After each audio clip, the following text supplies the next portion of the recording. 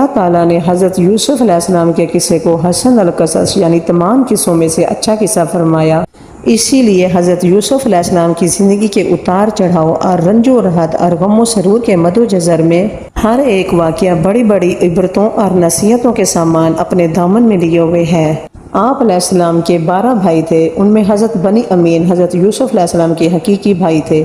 باقی دوسری مئو میں سے تھے۔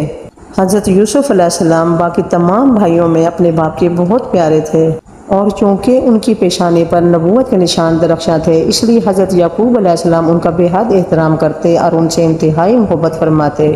7 برس کی عمر میں حضرت یوسف علیہ السلام نے ایک خواب دیکھا کہ 11 ستارے اور چاند سورج ان کو سجدہ کر رہے ہیں۔ حضرت یوسف علیہ السلام نے جب اپنا خواب اپنے والد ماجد حضرت یعقوب علیہ السلام کو سنایا تو آپ نے ان کو منع فرمایا کہ پیارے بیٹے، خبردار تم اپنا یہ خواب اپنے بھائیوں کو مت سنانا،